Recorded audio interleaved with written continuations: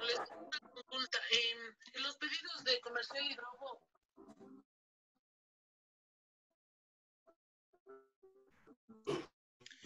Muy buenas tardes a todos. Gracias por asistir. Estamos por comenzar una nueva charla hoy día. Les hemos invitado amigos, compañeros, colaboradores para ver una exposición que nos va a presentar Orlando Mosquera. Vamos a arrancar con un pequeño video de cómo estamos nosotros en la bodega, ya que el curso de hoy justamente se trata de esto. Así que les invito a ver este video.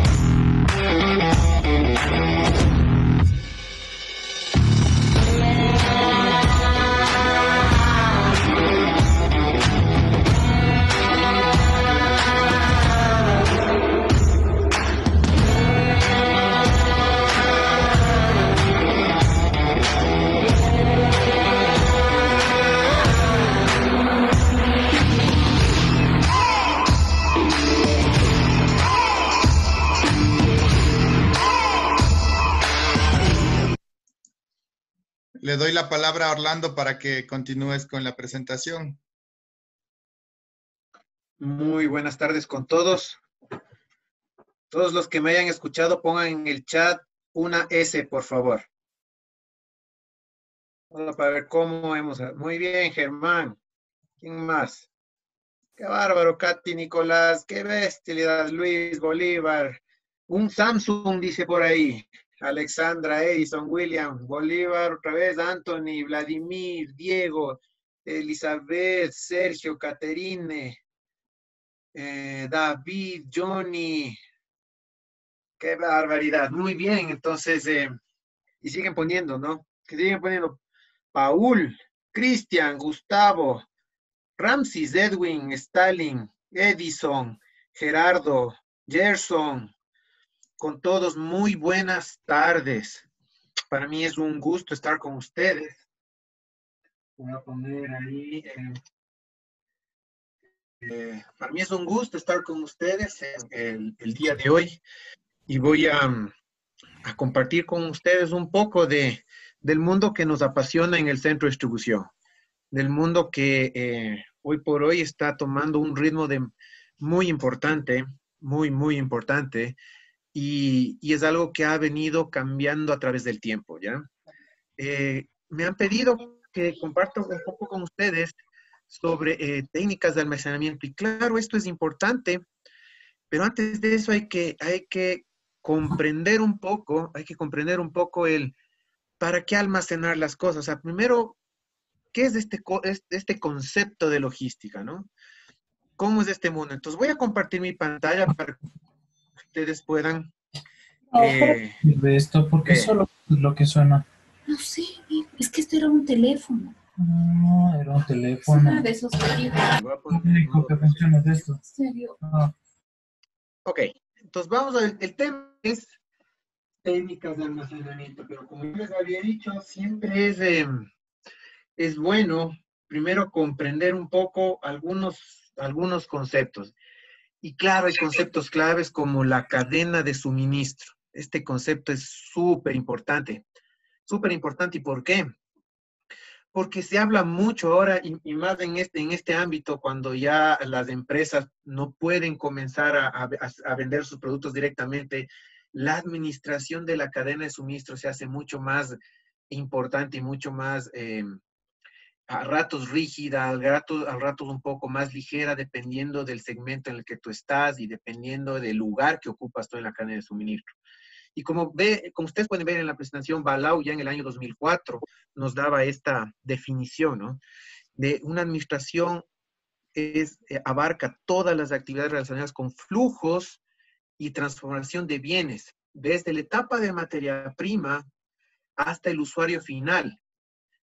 y así como los flujos de información relacionados. Esto es importantísimo porque a veces confundimos cadena de suministro o el supply chain con una logística. Y ustedes pueden ver, Balau mismo habla en el año 2004 porque fragmentó estos dos conceptos. Habla sobre una logística como una parte de la cadena de suministro que planea, ejecuta y controla el flujo y almacenamiento de bienes y efectivos de bienes, ¿no? Servicios de información. Entonces, ¿qué quiere decir esto? Que en algún lugar, en algún momento, uno tiene que entender en qué parte de la cadena de suministro está realizando su actividad. Y claro, ¿cuál es el objetivo de administrar bien una cadena de suministro? El objetivo es llevar los bienes y servicios adecuados, ¿no es cierto?, en el momento adecuado, en las condiciones deseadas.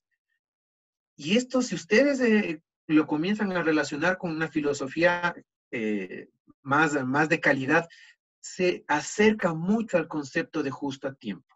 Mucho al concepto de justo a tiempo. Entonces, llevar los bienes y los servicios al lugar adecuado, en el momento adecuado, en la cantidad adecuada, de una manera simultánea, y que esto contribuya al mejoramiento de las condiciones de la empresa y a mejores réditos, a incrementar los márgenes, a mejorar su productividad.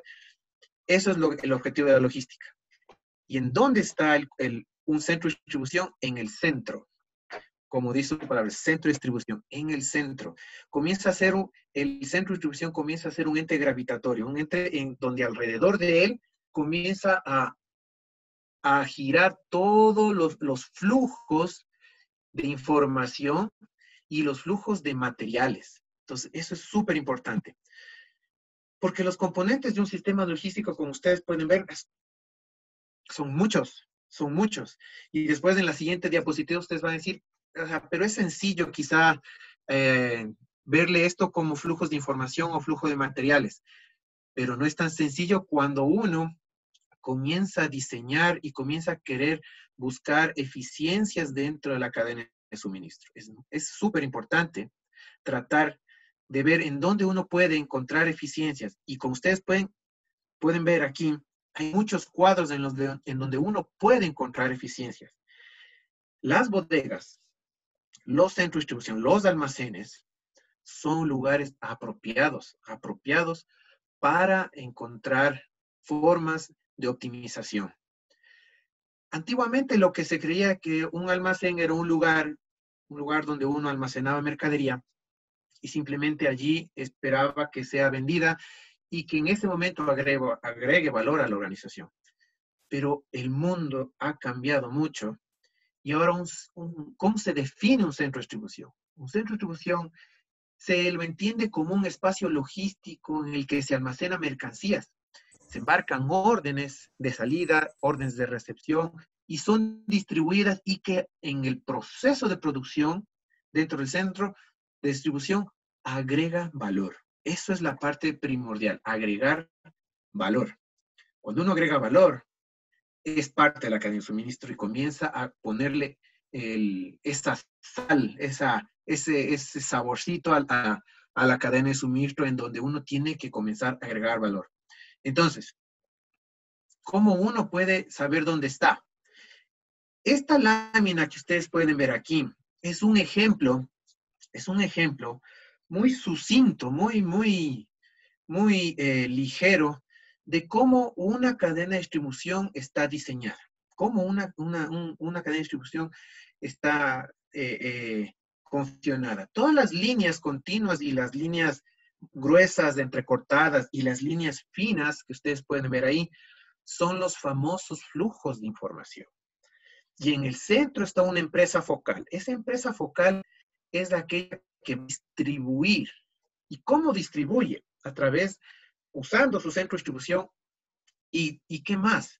Teniendo la información del mercado, ¿ya? Estos flujos de información son demasiados, por demás importantes, son muy importantes. ¿Por qué? Existe un fenómeno en logística, en la cadena de suministro, que habla sobre un efecto látigo. Y esto afecta los sistemas de almacenamiento afecta los pronósticos de demanda, afecta la forma de las compras y por último te afecta al productor.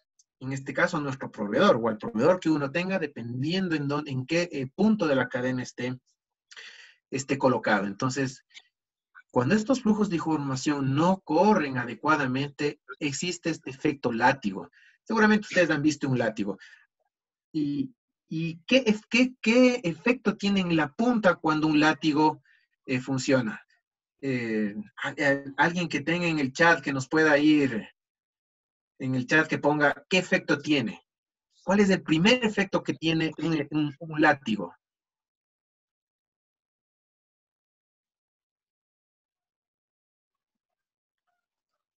No le... Chat, a ver. Retorna, correcto. ¿Qué más? Hay un efecto...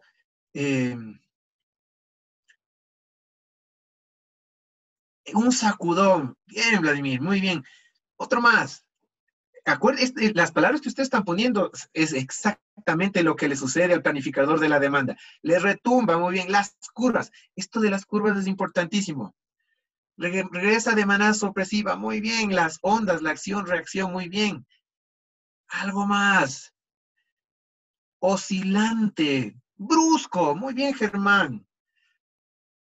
Golpea. Me voy a quedar un poco con el golpea, porque si ustedes se han dado cuenta, hay un sonido también, ¿no es cierto? Hay un sonido. Ese sonido, cuando es el sonido cuando rompe el aire, ¿no es cierto? Es exactamente lo mismo cuando las ondas, la información no llega de manera adecuada al productor, al distribuidor, al proveedor. Y les voy a poner un ejemplo. Cuando existen demandas creadas, cuando existe un consumidor que viene a un almacén y le dice, ¿saben qué? Deme uno. Y ese uno, o deme 100, ¿ya? Pero ese 100 el cliente final no nos dice para qué es, ¿ya? La persona que toma el pedido va y pide a su proveedor 105, porque dice, no, esto me va a volver a demandar. A su vez, el proveedor manda a fabricar no 105, manda a fabricar 120. Y a su vez, este proveedor comienza a requerir materiales no para 120, sino para 200, porque dice, esto se va a crear. Este sacudón, este impacto, estas olas, de este movimiento repentino, tiene secuelas, como dice Pablo Armijos en el chat, tiene unas secuelas, pero por supuesto, ¿cuál es la primera secuela? Sobre stock. Ineficiencias, hay costos ocultos, comienza uno, incluso comienza a pensar que debería extender sus almacenes cuando todavía no es necesario. Comienza uno a pensar que quizá no le está yendo bien en ventas porque ve el producto almacenado. Comienza a especular o comienza a afectar sus precios, a comenzar a bajar precios para tratar de deshacerse de esa mercadería, y lo único que hace es perder margen. Entonces hay muchas consecuencias cuando existe este efecto látigo. Claro, le hemos dado un concepto muy rápido, ¿no? Pero la verdad, lo cierto es que existen muchos modelos, existen muchos estudios en especial en las academias de México y Brasil, que son mercados que trabajan mucho sobre el efecto látigo, artículos científicos que hablan sobre el efecto látigo en logística. Y no es algo sencillo. Hay personas que están tratando de diseñar modelos matemáticos para poder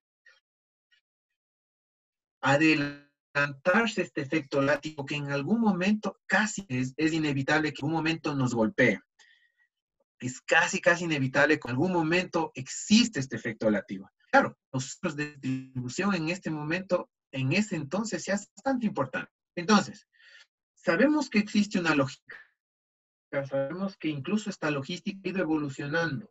En una primera fase, en una actuación segmentada. En una segunda fase tenemos una actuación rígida. En una tercera fase de evolución de la logística tenemos una evolución flexible, una integración flexible. Y en una cuarta fase ya tenemos un supply chain, o sea, una administración de cadena de suministro. Y ahí tenemos los centros de distribución o los almacenes. Entonces, ¿para qué las técnicas de almacenamiento? Las técnicas de almacenamiento lo que buscan, lo que están buscando hacer es eliminar, es tratar de eliminar cualquier tipo de desperdicio. Con el fin de reducir costos, proveerle al cliente el mejor producto, como dice la lámina, el mejor producto, el mejor servicio. ¿Y en qué tiempo? En el menor tiempo posible, para así maximizar la ganancia, primero a nuestro cliente, porque si le tenemos nosotros bien a nuestro cliente, este a su vez puede contar a muchos más y comenzar a tener una ola de clientes a través de una buena atención. Entonces el centro de distribución se comienza a ser súper importante, el almacén se comienza a ser súper importante. Entonces estas técnicas de almacenamiento lo que nos van a hacer es, nos van a ayudar a eliminar cualquier tipo de desperdicio y a proveer de mejor manera nuestro producto a nuestro cliente. Ahora bien, ¿qué es lo que nosotros debemos hacer? Como ustedes ven en la lámina, debemos de eliminar todos este tipo de desperdicios. Todos, absolutamente todos. Y hay algún momento en que uno dice, no, pero también hay los famosos cuellos de botella. Ustedes seguramente han escuchado de estos famosos cuellos de botella. Claro, los cuellos de... Vamos a analizarlos un poco más adelante, ¿ya? Porque adelante vamos a hablar un poco sobre el tiempo de ciclo, el takt time, que nos va a ayudar un poco a medir esto. Pero en sí, las técnicas de almacenamiento lo que nos están ayudando, lo que nos dicen es, oiga, elimine estas 7 mudas. Elimínelas de estas, elimínelas. ¿Cuál es la primera que nos trata? La sobreproducción, o las correcciones, o el exceso de inventarios. ¿Cuál es la que le salta a uno más a la vista? La persona que administra un almacén, a veces uno se da la vuelta, cuando regresa a ver a sus estanterías, y quizá puede ver exceso de inventario.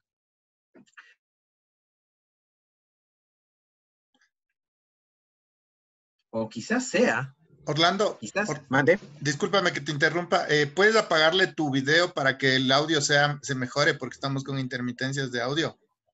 Me parece genial. Dame Perfecto, te agradezco. Solo la cámara, apágale, por favor, y de ahí sí compártele. Solo para los clientes, amigos e invitados que están aquí. Vamos a usar varios términos que se encuentran en la filosofía Kaizen. Hace un minuto Orlando explicaba de los mudas. Los mudas significan desperdicios, así que vamos a ir topando temas basados en la filosofía Kaizen. Sigue, Orlando, por favor. Ok, muchas gracias. Sí, a ver, entonces, como decía Pablo, vamos a tener que eliminar estas 7 mudas en nuestro almacén. Y claro, Japón lo que nos dice es, usted tiene que hacer mejoramiento continuo, usted tiene que hacer cada vez Kaizen, y lo que primero tiene que hacer, porque es una base, un pilar fundamental de la filosofía del Toyota Production System, que es algo en lo que las teorías de calidad se han fundamentado también, es en eliminar los desperdicios. Desperdicios como los sobreinventarios, como la sobreproducción, como las esperas y demoras, como el transporte innecesario, como los excesos de movimientos, como los procesos innecesarios, como las correcciones o los reprocesos, que podemos decirles también, ¿ok? Esto es importantísimo. Cada uno de estos, dentro de un proceso logístico, genera costos ocultos. Y claro, al ser costos ocultos, no son fáciles de identificar. No son fáciles de identificar. Y por lo general, el costo oculto se lo siente en el momento en que comienza a verse afectadas nuestras ventas. Por demoras, por esperas, por reprocesos, por producto dañado, por producto mal transportado, por producto doblado, que llega en mal estado, que llega a otro destino, comienza a verse evidente este tipo de costos cuando uno no ha podido eliminar sus desperdicios o sus mudas. Entonces, vamos a adentrarnos un poco más en este mundo de esta filosofía del Toyota Production System para poder ir entendiendo la filosofía de las técnicas de almacenamiento y cómo nos van a ayudar. Esta filosofía, lo que nosotros debemos buscar en nuestros almacenes, cualquier almacén, pequeño, grande, mediano, es que siempre exista estas tres cosas que ustedes ven en la pantalla. Primero, que exista justo a tiempo, ¿no? La filosofía justo a tiempo, como yo les decía, es producto necesario en la cantidad necesaria, en el lugar adecuado, en el tiempo adecuado, en el momento adecuado, en la cantidad adecuada y en la calidad adecuada, ¿ya? Es importante tener ese justo a tiempo. No se hace referencia a tiempo, sino a calidad, lugar, espacio, cantidad. Eso es importante. Pero esto tiene que ser apoyado en tres cosas. En un Heijunka que para Japón, dentro de la filosofía japonesa, la filosofía Kaizen, Heijunka es una nivelación de carga de trabajo. Vamos a explicarlo después. Está fundamentada en un sistema pull o un sistema LAR, ¿ya? Y está fundamentada también en flujo continuo de procesos, ¿ok? Estas tres cosas son fundamentales. Entonces, el Heijunka no es otra cosa que tener la carga de trabajo nivelada. Hagan cuenta que ustedes tienen como una ola, una onda. Esa onda tiene que ser lo más pequeña posible en sus pliegues. Tiene que ser lo más pequeña posible en sus pliegues. ¿Para qué? Para poder así tratar de eliminar los cuellos de botella. Es importante tener en cuenta que los cuellos de botella se pueden eliminar. No se pueden eliminar. Hay muchas personas que discuten este tema de que no, hay que eliminar los cuellos de botella. Sí, sí. Pero los cuellos de botella lastimosamente no se pueden eliminar. Lo que se puede hacer con los cuellos de botella es reducirlos, reducir su impacto. Y el cuello de botella es podría decirse, tan celoso el cuello de botella que se traslada. Entonces el cuello de botella, ustedes siempre en su centro de distribución o en su almacén, siempre van a tener un lugar donde la producción va a pararse un poco. Así sea por unos minutos y va a pararse un poco, siempre lo van a tener.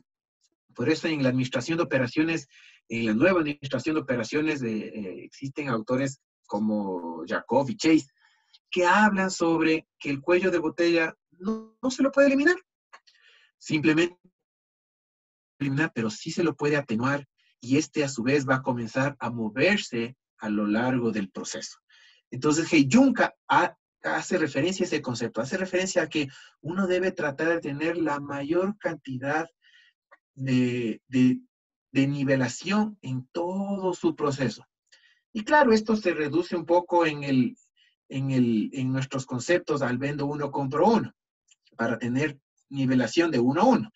Eso es lo que se trata de hacer. Yo vendo uno, compro uno y con eso voy a tratar de tener carga de trabajo nivelada. Puede ser en ventas, puede ser en carga de trabajo, en nivelación, en los centros de distribución, pero claro, por supuesto, metodologías para poder nivelar, desde luego, y nos vamos a ir apoyando. Ustedes van a ver más adelante cómo se va encajando cada uno de estos conceptos, ¿no es cierto? Entonces, el primer concepto importante es Heijunka. El segundo concepto es el Pull System. Pull System nos habla sobre yo produzco lo que me piden, ¿ya?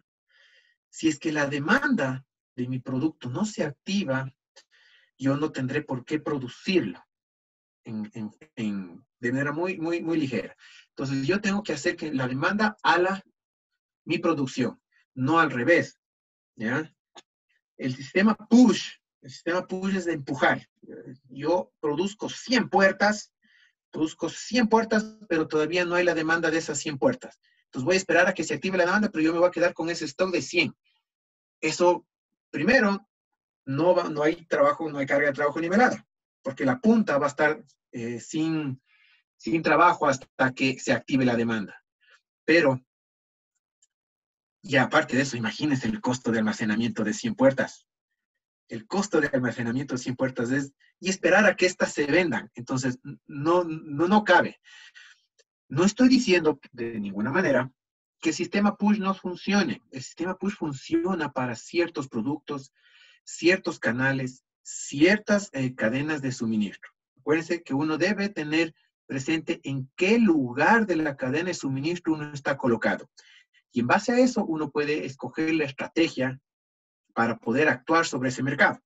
Uno puede actuar sobre push system, con push system y poder ganar mucho margen, sabiendo en qué lugar de la cadena uno está posicionado. Por lo general, el pull system es mucho más ligero. Tiene unos riesgos, claro, por supuesto, como el push también lo tiene, sus beneficios y riesgos, y el pull system tiene sus beneficios y riesgos. Pero lo que trata el pull system en nuestros almacenes es tratar de tener orden. Tratar de tener orden en el procesamiento de los órdenes por recibir y de las órdenes por despachar. Entonces, segundo concepto súper importante, pull system, o que nuestra demanda, nuestra producción esté de acuerdo a nuestra demanda. Y claro, si uno tiene carga de trabajo nivelada, tome en cuenta la demanda. Tiene que diseñar un flujo continuo de procesos. Este flujo continuo, como ustedes ven en la primera palabra de esta lámina, dice esbelto. Y muchos de ustedes que son ingenieros seguramente van a pensar en el Lean Manufacturing. Se les va a venir a la mente el sistema esbelto, la manufactura esbelta. Se les va a venir a la mente. Y claro, la manufactura esbelta lo que nos habla es de un proceso continuo, sin intervenciones, limpio, que fluye rápidamente, sin problemas, con volumen estable de producción y completar procesos en determinados ciclos. Eso es importante. Entonces, teniendo esto, uno comienza a decir, carambas, entonces ahora sí, cuando yo tengo estas tres cosas, justo a tiempo, en un lugar de mi almacén, en un lugar de mi establecimiento o en un lugar de mi centro de distribución, yo debería estandarizar mis operaciones. Yo debería estandarizar mis operaciones. Porque ya tengo flujo continuo, ya tengo sistema pool, ya tengo todo mi ciclo sin intervenciones. Entonces yo tengo que estandarizarlo. Y para hacer eso, tengo que apoyarme en tres cosas. Tengo que apoyarme en un tacto del tiempo, sentirle el tiempo, en una secuencia de trabajo y en un stock estándar de procesos. Entonces, como yo les decía, este tacto del tiempo, lo único que nos habla es cuánto tiempo yo me demoro en producir órdenes. ¿Ya? ¿Cuántos ciclos hago yo de producción? ¿Cómo estoy trabajando? Seguramente todos ustedes me están diciendo, oigan, pero es una clase de técnicas de almacenamiento, pero por supuesto. Pero no se puede entender por qué yo debo almacenar algo vertical o algo horizontal o algo pesado abajo o algo liviano arriba, o tener un control de irregularidades, o tener repuestos de fácil alcance del operario, tener repuestos que estén a la orilla del pasillo por movimiento, si antes mi almacén o mi proceso no está ordenado. Tengo que tener yo algo. Acuérdense que el concepto de un centro de distribución era almacenar, pero que agregue valor. Si no agrega valor, lo único que tenemos es una bodega con perchas y lo único que tenemos en un centro de distribución para almacenar N cantidad de SKUs, N cantidad de ítems, pero no agregan valor. Entonces, lo que nosotros debemos buscar es que esto agregue valor. Y nuestros operarios dentro de un almacén deben cumplir este proceso. Entonces, el tacto del tiempo es el tiempo deseable para obtener un producto terminado y satisfacer la demanda del cliente. Si ustedes se dan cuenta, en todo el tiempo hemos hablado de la demanda. Este concepto de demanda del cliente y satisfacción del cliente no se desprende jamás de nuestro centro de distribución o de nuestro almacén. No se desprende por nada del tiempo. ¿Ok? Sentimos el tacto del tiempo. Sabemos cuánto nos demoramos en satisfacer la demanda del cliente. Sabemos cuántos tiempos de ciclo tenemos. Y sabemos cómo están nuestras stand. Entonces ya tenemos nuestro tacto del tiempo. Pero esto debe ser apoyado sobre un SOP. Acuérdense, debemos llegar a estandarizar. ¿Qué es de un SOP? Un SOP no es otra cosa que las siglas de Stock Operation Procedure, o sea, es un manual de procedimientos, ¿ok? Seguramente ustedes han de haber visto muchas películas en las que las personas toman un manual para poder accionar una máquina. Y ese manual está junto a la máquina. Este Standard Operation Procedure es de este manual. Es de esa hojita en la que por secuencia nos va diciendo qué hacer y cómo hacer. Y con esto eliminamos algunas de nuestras mudas, como el reproceso, como las esperas innecesarias, los errores, ¿no es cierto? Podemos eliminar. Hay una herramienta. Si tenemos una secuencia de trabajo, podemos eliminar las.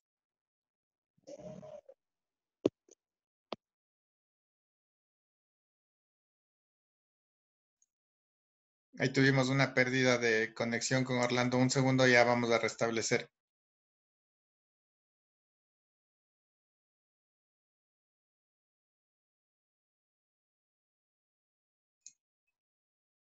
Te perdimos ahí por unos segundos, Orlando. Estás ya de vuelta.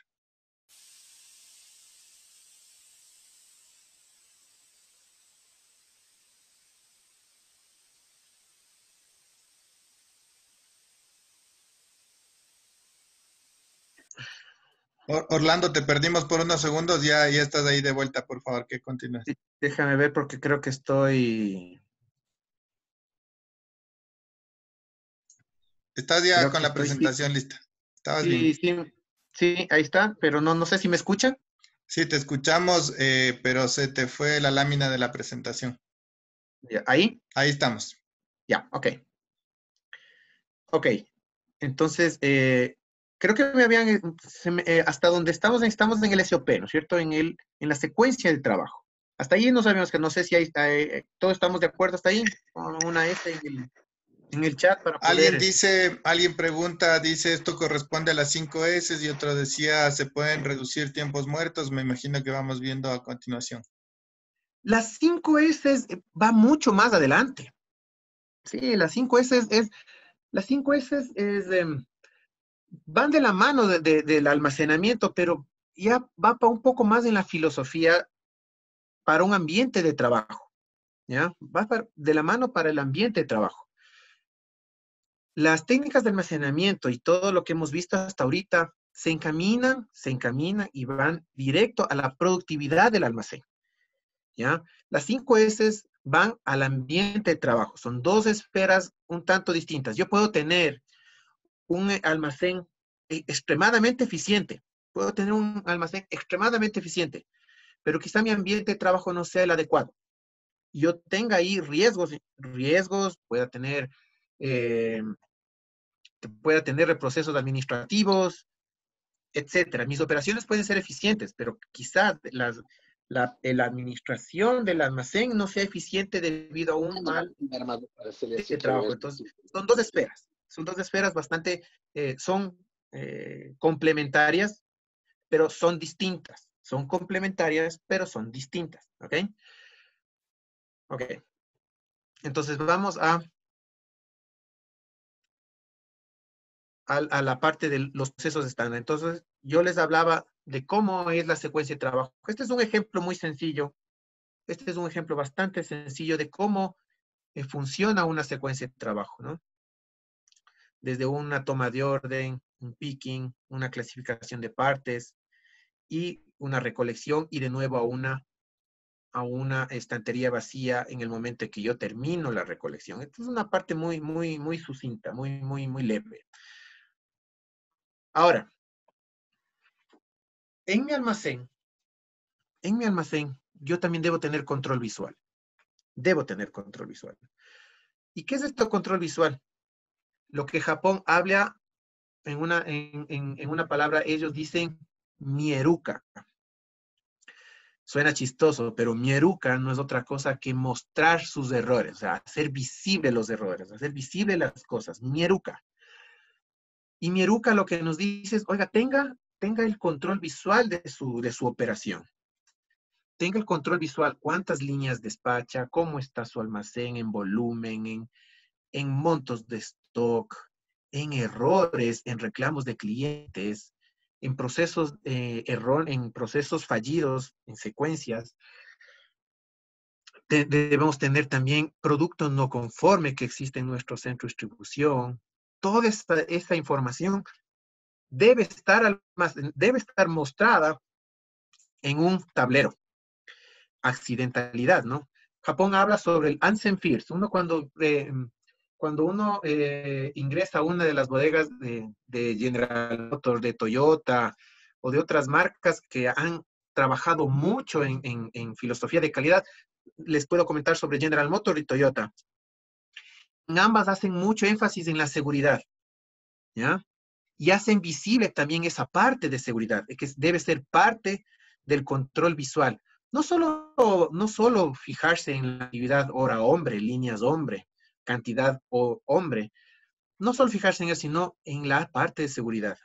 Hoy por hoy, la seguridad dentro de los centros de distribución ha tomado un papel relevante y es por eso que incluso todo lo que son temas de seguridad industrial es bastante delicado y muy exigido dentro de los centros de distribución.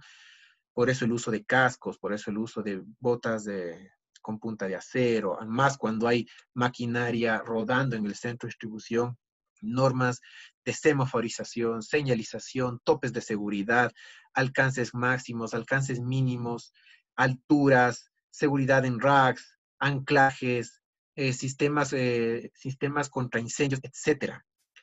Ergonomía en las estaciones de trabajo, todo eso tiene que ser visible en un cuadro o de la manera que ustedes en sus almacenes lo puedan administrar. ¿Para qué?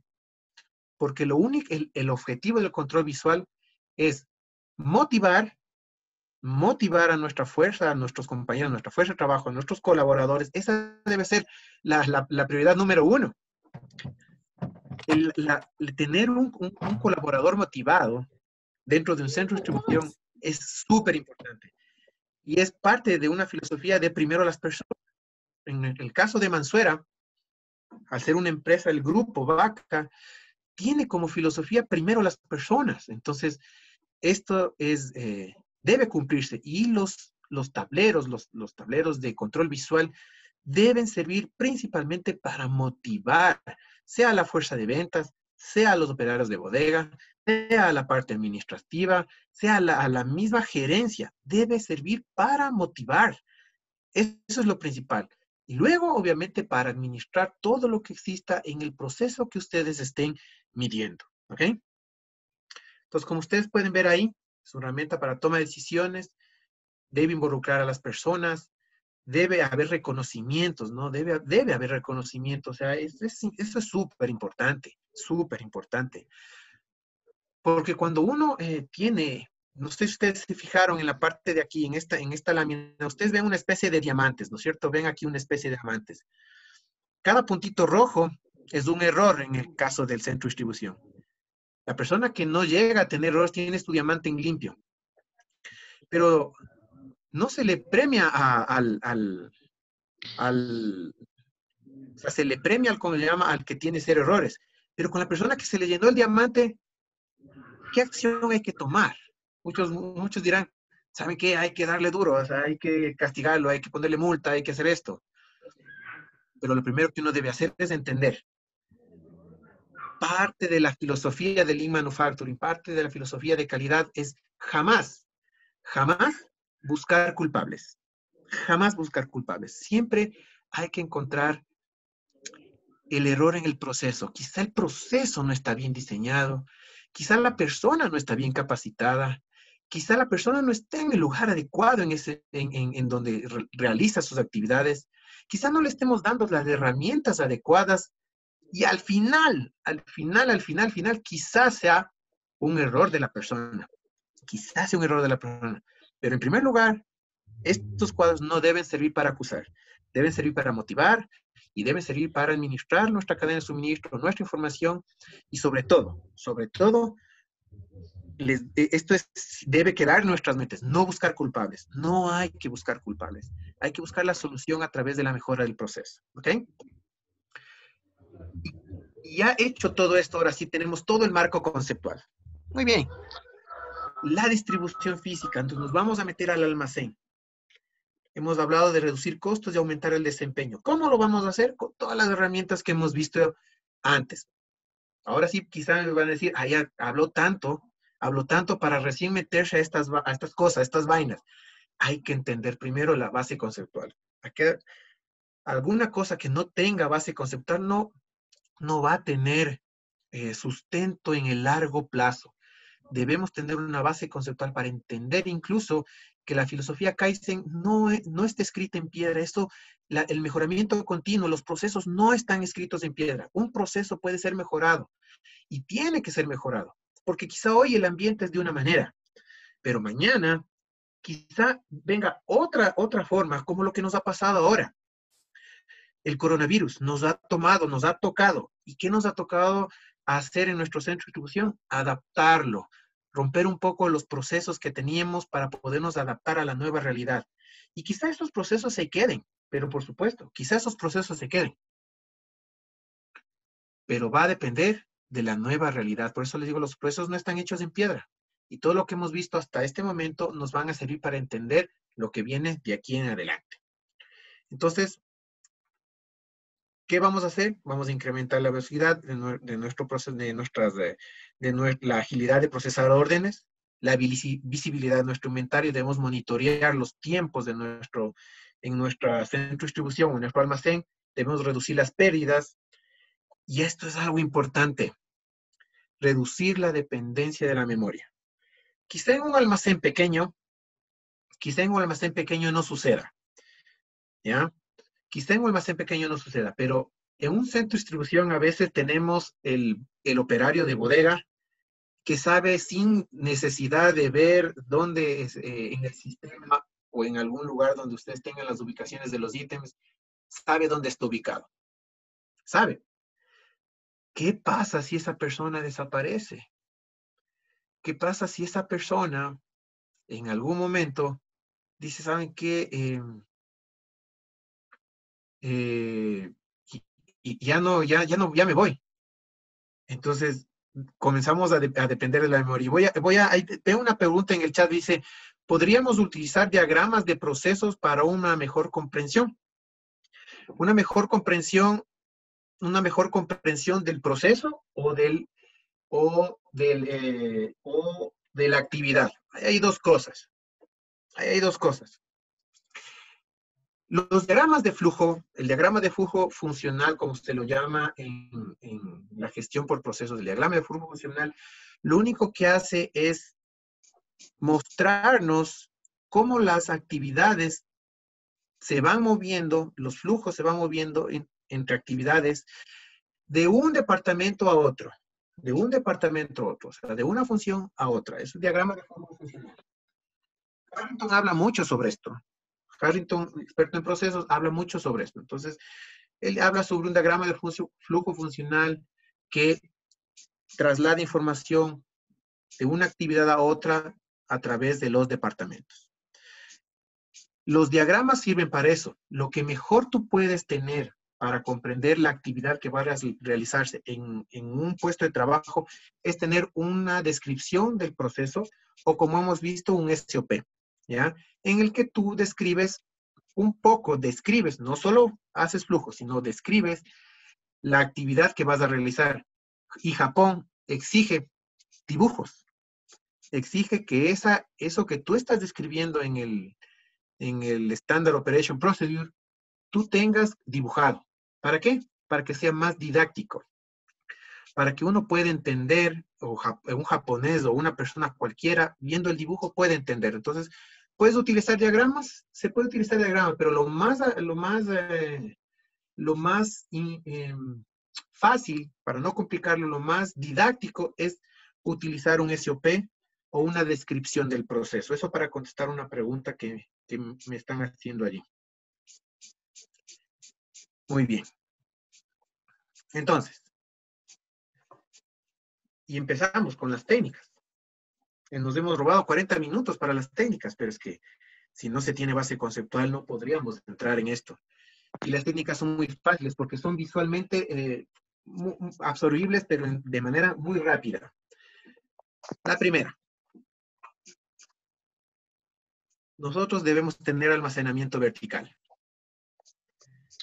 El almacenamiento horizontal por lo general ocasiona daños. Por lo general ocasiona daños y, lo más importante, ¿qué es lo que buscamos en un almacén?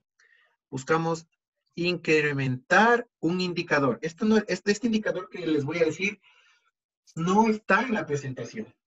Así que tomen apunte. El indicador clave en un centro de distribución para uso de espacio se llama Warehouse Efficiency, o sea, la eficiencia de la bodega. Y eso se lo mide en número de ítems por metro cuadrado. Este número de ítems por metro cuadrado ustedes lo pueden sacar. Y ese indicador les dice cuántos ítems yo estoy logrando almacenar. Pero claro, si nosotros almacenamos de manera horizontal, quizá nuestro almacén no nos dé el espacio y nosotros podemos utilizar de mejor manera haciendo almacenamiento vertical. Podemos utilizar el almacenamiento por tipo de producto. Nuevamente, ¿para qué? Para incrementar el warehouse efficiency. Eso es importante, incrementar el warehouse efficiency. Por favor, ¿nos puede compartir esta presentación? Ah, sí, claro, o sea, eso voy a tratar con Pablo para poder hacerles llegar la presentación, pero por supuesto. De todas formas, esta videoconferencia estará subida en el canal de Mansuera de YouTube. Ah, ok, muy bien, muy bien. Entonces, por tipo de producto. Esto quizá las personas de Mansuera, que si están unidas en la conferencia, la conocen muy bien. Ellos son expertos en eso. Yo no mucho tanto como los ejecutivos de repuestos de Mansuera en sus bodegas. Son expertos en esto. Pero esta técnica de almacenar por producto en un centro de distribución como el que ustedes vieron en el video es súper importante. Y de hecho, ahora en el centro de distribución estamos trabajando sobre eso. Porque si ustedes se fijan en el dibujo, esta persona camina el doble para recoger el producto C. Imagínense eso en una bodega de 100 metros de largo por 35 de ancho. Y si el ítem está mal ubicado y tiene que ir a recoger 2 y 3 veces el mismo ítem que está al final, esa persona al final del día termina exhausta. Entonces, almacenar por producto es importante. El otro, por seguridad, Ansen Fields. La seguridad es primero. Repuestos pesados en zonas bajas. Y en la cintura, ¿no? No evitar mucho tampoco el esfuerzo en la columna. Esto es importante. Una ubicación para cada número de parte. Dependiendo de cómo esté su almacén,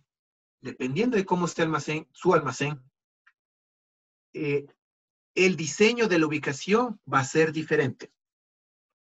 La metodología, existen varias. La que ustedes ven aquí es aquella que nosotros utilizamos en las bodegas, ¿ya? ¿De qué va a depender? Va a depender incluso de cómo está diseñado el centro de distribución o cómo está diseñada la bodega.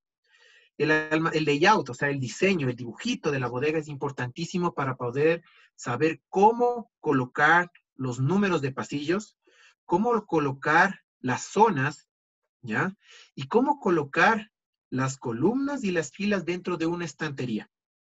Por ejemplo, en el caso de este dibujo que nosotros podemos ver aquí, en el caso de este dibujo, este vendría a ser el pasillo 2 de la zona A, el pasillo 2 de la zona A, y en este caso vendría a ser la fila 1 y la fila 1 y la columna 1 y 1, digamos, ¿ya? 1 y 1.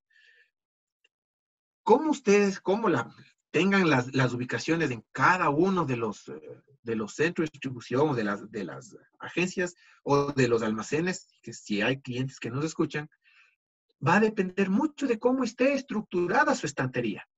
No siempre va a ser la misma. Por supuesto que no. No siempre va a ser la misma. porque va a depender de cómo esté estructurada su estantería. Pero ojo, la estantería debe estar estructurada de tal manera que quede de manera simétrica. ¿Qué quiere decir esto? Que respete la técnica de almacenamiento por producto, que respete la técnica de almacenamiento vertical, que respete la técnica de una ubicación para cada número de parte, y que respete estas dos también, que sea de fácil alcance para el operario y que tenga un control de irregularidad, o sea, que en la estantería exista algún indicador visual, mi eruca, que nos diga si es que ese ítem es de baja rotación, está dañado, tiene sobrestock, si es que tiene alguna ubicación de reserva, etcétera. Esto es súper importante. Orlando, nos están pidiendo que repitas la parte que se identifica la zona A, columna A, cuando lees la ubicación. Por supuesto. No les veo en el chat aquí. Ah, ok, ya, perfecto. A ver, voy a repetir. Su almacén debe estar diseñado en zonas. Eso no hay negociación.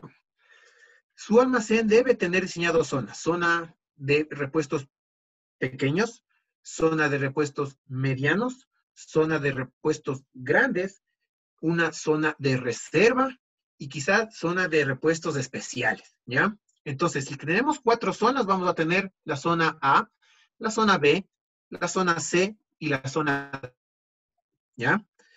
Cada una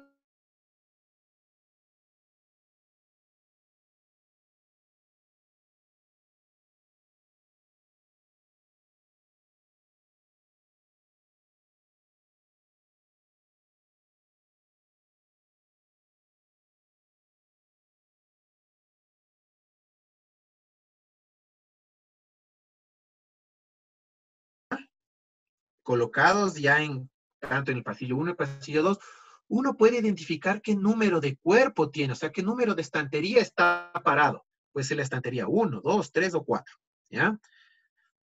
Y dentro de ese cuerpo 1, 2, 3 o 4, podría identificar cuántos niveles tiene y cuántas columnas tiene dentro de esa misma estantería.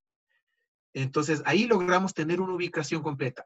Hagan cuenta de que la ubicación es como tener el GPS en cada uno de los ítems, donde uno ve en el sistema la ubicación A01, A02, AB, digamos, ¿ya? Y el último dígito nos dice incluso el tipo de caja o el tipo de almacenamiento.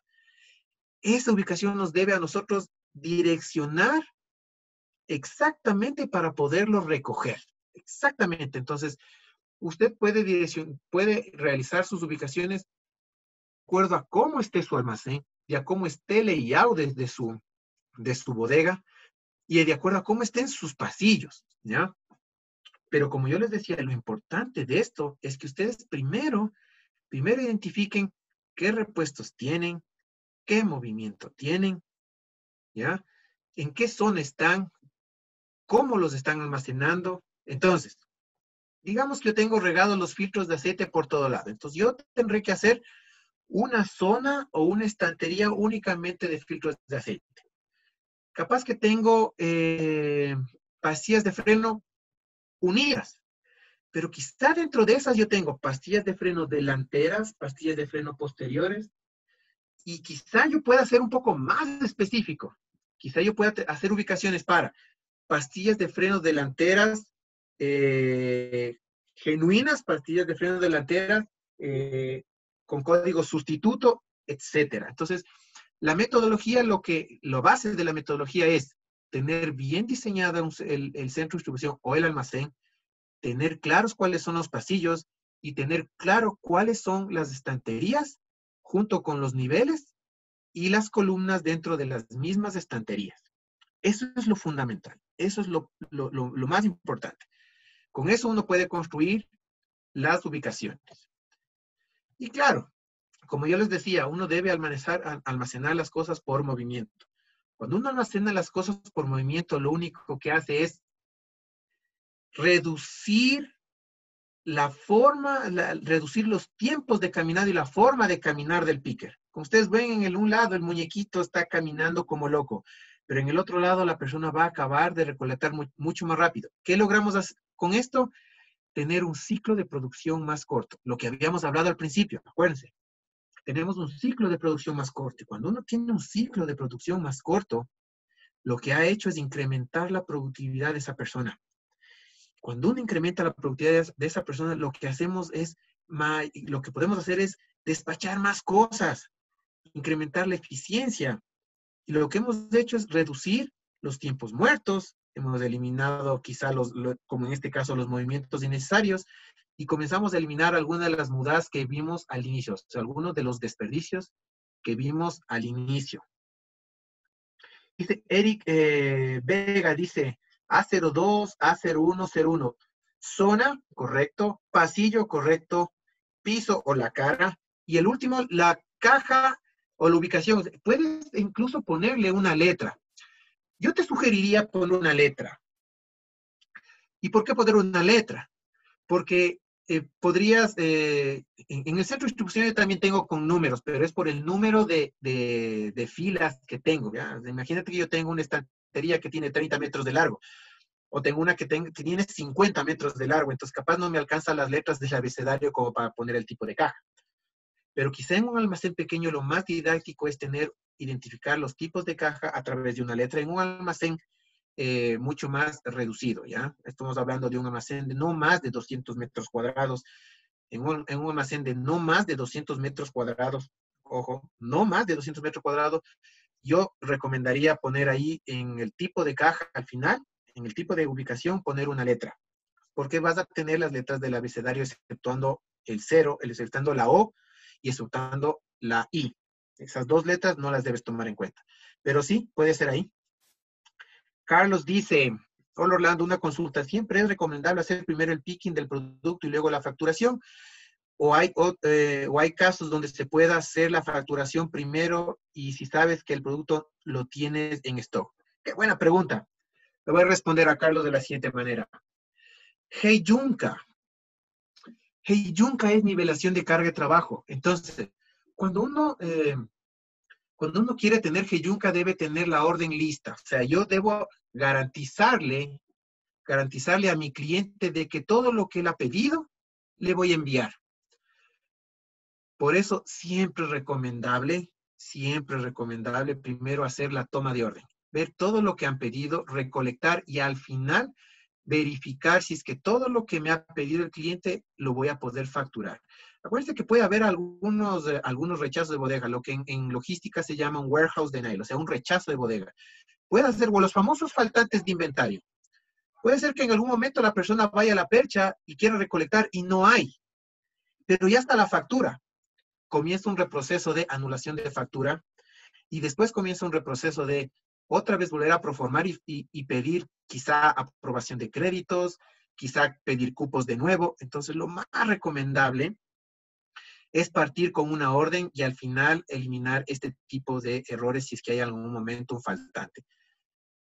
Eso con respecto a lo que me dice Carlos, ¿no? O sea, ahí es mejor hacer primero el picking y después emitir la orden. Dice, con eso el cliente fue a la competencia. No, a ver, quizá, acuérdense que esto, claro, si es que tú le mandas con errores, se va a ir a la competencia. Pero ¿cuál es la estrategia de un centro logístico de una bodega? Tener el faltante inventario en 0. ¿Ok? Cuando uno puede facturar, uno puede reservar ítems, por supuesto. Entonces, para que no se te vaya la competencia, tú puedes reservar esos ítems a través de un backorder. Y ese backorder puede generarse órdenes de producción reservadas para un cliente específico y esa es una gestión de ventas junto con el almacén para que el cliente no se vaya a otro almacén. ¿Que uno puede tener todos los productos dentro de un almacén almacenado? No. Nadie tiene todo almacenado. Absolutamente nadie. No se puede tener almacenado todo. Sería el sueño, es el sueño de todo vendedor, darse la vuelta y que en el almacén exista hasta el más insignificante perno que compone un auto. Sería el sueño de todos. Pero lastimosamente eso no lo tienen. Eso no lo tienen. Las farmacéuticas. Muy buena pregunta. Las farmacéuticas tienen ciclos de producción de abastecimiento más rápidos, ¿ya? Y aún así existen backorders. O si no, dígame alguien si en algún momento fue a una farmacia y pidió pastillas de un medicamento y le dijeron, sabe que en este momento no tengo las 10 que usted me pide, tengo 5, pero le puedo dejar reservando y venga mañana. Existe, en toda industria existen backorders, en toda industria, incluso en las farmacéuticas, como me acaban de poner en el chat, incluso en esas. ¿Es más reducido? Sí, es más reducido. Quizá por el número, por el tipo de producto. Ustedes son ingenieros mecánicos, ustedes van a decir, pueden comparar cuántos componentes tiene un auto. Quizá más de 15,000, quizá, no lo sé. Pero todos no podemos tenerlos almacenados. Todos no podemos tenerlos almacenados porque es imposible, netamente imposible tener todos almacenados. Pero es importante tener almacenados los que usted venda. Eso sí, debe tenerlos almacenados para que el cliente no se le vaya a la competencia. Eso sí, y debe almacenarlos de la manera correcta. Y debe almacenarlos de la manera correcta para que esté con preservación del producto, o sea, para que el producto esté correctamente adecuado. Y por último, les voy a dar estos de aquí son los principales pasos Kaizen para que usted pueda hacer un buen almacenamiento en su centro de distribución o en su bodega. Si usted sigue esta secuencia, lo que va a tener usted es espacios más eficientes, va a poder identificar producto que no se haya vendido, producto que esté obsoleto, va a identificar si el producto está en buen estado, va a identificar si es que usted ha estado utilizando su indicador de warehouse efficiency ha sido el óptimo o no ha sido óptimo. Quizá usted comience a ver que no era necesario tener tantos cuerpos armados, sino menos cuerpos, y quizá le dé mayor espacio a la fuerza de ventas o a su cliente en el almacén. Entonces, estos pasos que usted ve en pantalla, esos son los pasos con los que usted puede hacer Kaizen en su almacén, en su bodega. Esto se hace en un centro de distribución grande, se hace uno mediano y se puede hacer en uno pequeño, en cualquiera. Lo importante es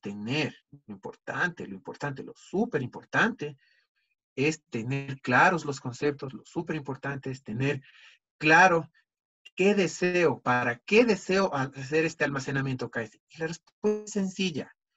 Uno debe hacer Kaizen de almacenaje para eliminar los desperdicios, para encontrar eficiencias, para reducir los costos, para reducir los tiempos muertos y los cuellos de botella. Y con eso incrementar la productividad, incrementar la eficiencia de los operarios. Y con eso incrementar el valor, agregarle valor al producto que esté almacenado ahí, va a llegar en algún momento a las manos del cliente. ¿Ok? Eso les tenía preparado, me ha tomado exactamente 1 hora. Y he podido responder pocas preguntas, pero si es que alguien tiene Ahora preguntas. vamos a empezar justamente con la ronda de preguntas. Les pido de favor que vayan alzando la mano pidiendo la palabra para preguntar. P. Vargas está con el micrófono prendido. ¿Alguien va a realizar una pregunta?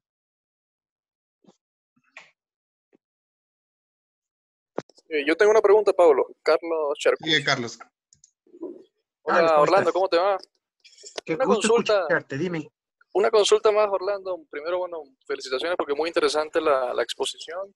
Hay un tema que en Ecuador nos aqueja mucho y es justamente la logística asociada al tema de e-commerce. De hecho, sobre todo las empresas relacionadas a courier son las que no han podido avanzar mucho en ese sentido porque los tiempos de entrega son muy, muy extendidos todavía para el cliente final. Sin embargo, hay una pregunta importante que creo que tú eres una persona que puedes responderla, no con el tema de courier, sino con el tema de bodegaje también. ¿Tú recomiendas que claro, las por supuesto. empresas, tú recomiendas que las empresas que tienen e-commerce, sin importar el sector al que pertenezcan, pero que tienen un e-commerce, tengan una bodega exclusiva para este canal? ¿Y por qué, en el caso de que sea sí o no? A ver, el e-commerce. Todo el mundo ha comprado en Amazon, ¿verdad? Todo el mundo ha comprado en Amazon. Creo que es la tienda virtual más visitada, creo yo. Eh, Todo el mundo, incluso el sellito de Amazon, ¿no? Si ustedes se han fijado, el sellito de Amazon está con una flechita que señala la A y la Z. Entonces, el mensaje subliminal que da Amazon es que yo tengo todo desde la A a la Z. Y ellos tienen su propio centro de distribución. Tienen su propio centro de distribución. Nike tiene su propio centro de distribución, ¿ya? Zara, que también tiene, ahorita he cogido un ejemplo de Amazon, que es una tienda virtual, Nike, que es la parte de segmento deportivo, y Zara, parte del grupo Inditex, ¿no es cierto? El grupo Inditex en España, que también tiene su centro de distribución. ¿Qué es lo importante de esto? Que logran integrar el e-commerce a través de sus flujos de información. Por eso yo hablaba al principio de los flujos de información. El centro de distribución se hace demasiado importante cuando tú tienes un e-commerce. Es súper, súper importante tener un centro de distribución. Quizá no dedicado, porque el centro de distribución puede atender varias ramas, ¿ya? El ejemplo de nosotros en nuestro centro de distribución atendemos a 3 compañías, y de las 3, una tiene e-commerce, ¿no es cierto? Si las 3 tuvieran e-commerce, el proceso sería exactamente lo mismo, solo que segmentado para cada uno de mis 3 clientes, por decirlo así. El centro de distribución, lo valioso del centro de distribución es que le da al e-commerce la agilidad que tú estás preocupado, Carlos. Le da la agilidad que ahora no tenemos por parte del courier. Por ejemplo, ahorita estamos un poco complicados en el courier, pero el e-commerce y el centro de distribución le agregan valor al producto que va al cliente. Yo no le veo necesidad de tener dedicado, porque puedes tú segmentarle a través de tecnología como tenemos nosotros por canales. Yo puedo hacer órdenes de preparación de pedidos de acuerdo al canal, al cliente, sin necesidad de tener más centros de distribuciones por tener más e-commerce. Lo único que yo debo tener es bien identificado mi canal, mi producto y el flujo, por donde se alimenta o sale la información a este centro, de este centro de distribución al cliente, y del cliente al centro de distribución. Eso es lo importante, Carlos. No sé si por ahí tú estás de acuerdo. O sea, tú esclarecí tu pregunta. Sí, me queda claro tu opinión, Orlando, y de hecho también te preguntaba porque hay un sector particularmente que me llama mucho la atención en Ecuador, y es el sector de los supermercados, y creo que ahora está mucho más sensible por este tema de la emergencia, ¿no? Y vemos, por ejemplo, como empresas como Supermaxi, que es una de las más grandes que hay, o la más grande del sector, no es fuerte todavía en e-commerce en el país. Es una paradoja bien interesante, ¿no? Una vez le escuché a alguien que era sobre todo por este tema de bodegaje, y porque no habían logrado como que resolver un poco cómo hacer precisamente el picking de los productos. Actualmente las soluciones que hay para comprar por supermercado en el Ecuador es una persona que va y te hace la compra. O sea, una persona que va y tiene que ir pasillo por pasillo y va a buscar. Pero eso en otros países no funciona así. En otros países donde está mucho más avanzado este tema, los supermercados, las cadenas de supermercados ya han logrado designar bodegas específicas para esos canales, precisamente porque saben que el tiempo que transcurre entre que una persona tenga que hacer básicamente la compra, o sea, el mismo proceso que tú haces como cliente, para después llevarte, el tiempo que transcurre hace que, como decía alguien por ahí en el chat, el cliente ya se fue a la competencia. Claro, o sea, por ejemplo, te hablo del caso en Brasil, en el estado de Goiás, tienen un sistema similar de compras en supermercado, ¿ya? Tienen un sistema similar, pero el flujo es el mismo. Por eso yo hablaba al principio de los flujos de información. Quizá tú puedas designar tu centro de distribución solo para el canal e-commerce, ¿ya? Pero ¿qué tan eficiente es eso? en el momento en que tu e-commerce no está robusto. ¿Qué tan eficiente es?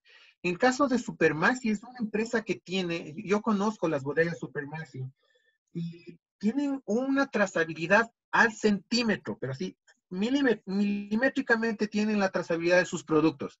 Pero claro, todavía no está fortalecida la parte de e-commerce. Y lo están integrando. ¿Cuál es el proceso? Como tú mismo has dicho, ¿cuál es el problema? El problema es que no tienen hecho la integración del flujo de información del pedido. Y en el momento que ellos tengan el flujo de información del pedido, lo logren integrar, lo único que van a hacer es preparar los pedidos en el centro de distribución para despacharlos directamente a tu hogar. Así de sencillo. ¿Ya? Yo creería que no están lejos de eso. Yo creería que no están lejos de eso. Yo creo que en un par de años ellos estarán entregándonos las compras a través de colocar pedidos en la nube, en cloud. Yo pienso que estarán muy cerca porque el centro de distribución de ellos, por la trazabilidad, creo que tienen muy buena trazabilidad y creo que podrían integrar esa trazabilidad que tienen desde el productor al consumidor. Podrían hacerlo fácilmente. Ahora, en el caso de nosotros, estamos saliendo con eso. Lo importante es tener esa trazabilidad del pedido y que ese flujo se transfiera al centro de distribución para ir abriendo canales, para ir abriendo el canal e ir integrándole al mismo pedido. ¿Ya? En nuestro caso, los pedidos son de 24 horas a provincia. Si es que se procesa antes, es una integración un poco más vertical con los couriers, horizontales o con los couriers también. Entonces habría que hacerlo eso, pero eso ya es flujos de información, que eso es lo que debemos todavía trabajar. El flujo de información tenemos que trabajarlo todavía. Ok, no sé si alguna otra pregunta para ir ya terminando la videoconferencia. Como este tema es tan extenso, con Orlando vamos a ir preparando la continuación. No sé si, Orlando, nos adelantas un poquito de lo que vendrá. Creo que son las 5 S. O sea, sí, creo que eso va a quedar para un futuro y lo que me encantaría es quizá en algún momento integrar esta parte de centro de distribución con la planificación de la demanda. Okay. Porque a veces uno deja de lado, uno puede tener un lindo centro de distribución, un lindo almacén, pero quizá no lo estemos llenando con las cosas adecuadas para vender. Quizá no lo tengamos lleno con los productos que nuestro cliente está demandando. Y ese tema es importante. No se puede dejar de lado la parte de distribución física, de la parte de planificación de la demanda. Existen las empresas, yo tuve la oportunidad de conocer Derco en Chile, y Derco en Chile tiene un departamento de planificación de la demanda junto a la bodega. O sea, en la bodega, dentro de la bodega. ¿Por qué? Porque pueden ver cómo se están moviendo los productos. Uh-huh. Y las personas que hacen planificación de la demanda están de la mano de los ejecutivos de ventas. ¿Por qué? Porque el ejecutivo de venta tiene la voz del cliente, es el que toma el pedido. Entonces, ¿a qué quiero llegar? Que tanto el cliente, con el vendedor, con la planificación de la demanda, como el almacenaje, deben estar juntos para tener flujo continuo. Eso es lo ideal. Entonces, creo que hay ahí una partecita que quizás se queda hueca en el sentido de que solo hemos visto una parte. Entonces, ya sabemos hoy día cómo más o menos las 7 técnicas de almacenamiento, cómo se puede hacer una distribución física ordenada. Entonces, avanzaremos con planificación de la demanda. Vamos a aprender a comprar. Ok, eso es todo, Orlando. Te agradecemos por el tiempo. Igual a nuestros amigos participantes. Quisiera verles ahí, sí, ahí estamos todos.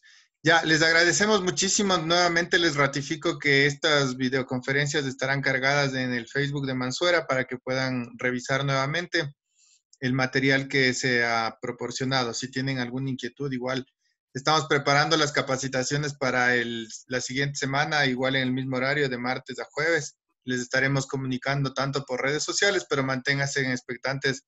Desde las 3 de la tarde estaremos siempre compartiendo con ustedes este tipo de capacitaciones.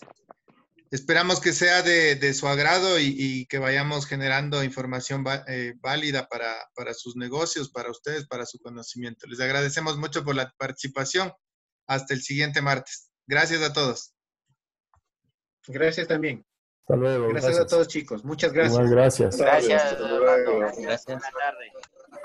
Buena tarde. Gracias. Gracias. Se acabó. Muy buena tarde, muchas gracias. Gracias, gracias. Gracias. Gracias. Muchas gracias. Gracias, Orlando. Gracias a ti. Muchas gracias. Muchas gracias a ti. Muchas gracias. Gracias. Gracias. Gracias. Muy buena información, amigo. Muchas gracias. Gracias, Ricardo. Muchas gracias. Gracias, muy interesante. Adiós. Muchas gracias.